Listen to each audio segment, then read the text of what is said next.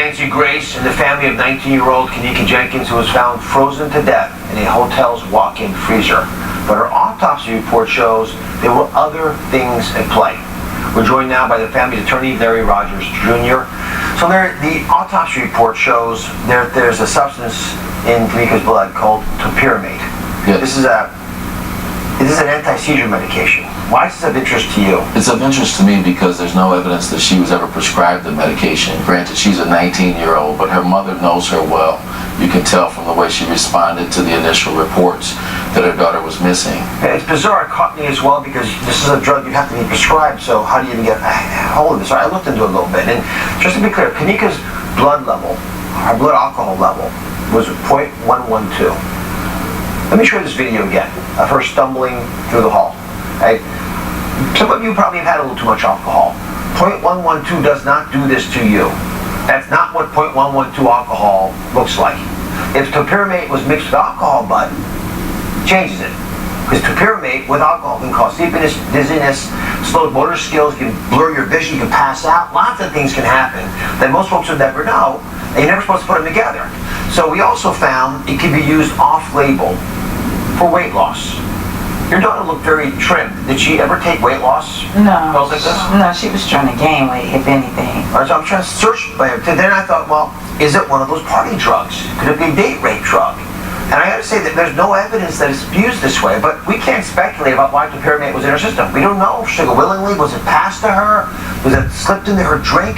It's completely unknown to us, but this should never have been in your daughter's body. Yes. And it warrants investigation. You can't ignore a finding like topiramate in her system. Do you think someone slipped this little itty-bitty pill to your daughter? Yes. My daughter don't like taking pills. That would really get me upset. Yes. Someone drugged my child. Yes. That may not have been what killed her, but that led to her doing whatever happened that caused her to get in that freezer. And you bring up a good point about the way she's staggering through the hallways. How does she stagger through the hallways and that go unrecognized by staff at the Crown Plaza Hotel? So we went out and we got in touch with the Rosemont Police Department, and they stated that they have closed Kenneka's case. They said they just closed it because they did not find any signs of foul play. So then we asked about the alleged surveillance camera. You mentioned there was one above the freezer. Yes. That theoretically would have seen her walking in or someone dragging her in. Yes. Right, whatever needed, because that's a big question. How do you get a big heavy door open? Yes. Right? And here's what they say. I wasn't there, but they were. And they say there is one motion-censored still camera inside the kitchen that points in the area of the freezer, but does not show the door of the freezer. So they couldn't actually see the door itself. We followed up with the Crown Plaza Hotel itself, where Kenneka's body was found, and their spokesman stated that no video shows her entering the freezer because we never had a camera there. So Larry, how do you respond to that? I went to the Crown Plaza and I did a walkthrough of the area. They had some 46 or so cameras there, and there were cameras that should have captured her progressing, apparently, according to them, toward this kitchen that did not capture her, and they claimed they weren't working. Nancy, what happened here?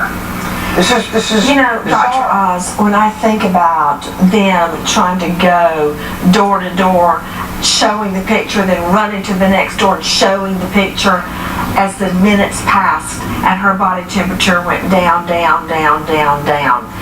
Why was she told no? Why don't I see things in the autopsy like fingernail scrapings? Was there DNA under her fingernails? We'll never know. We'll never know now. Why were there was one thing after the next that went wrong? And when I think about what this mother has been through, and you know what I noticed about her? She'll get upset and she tries to be real calm. Why? Why were you trying so hard to stay calm? Because I know.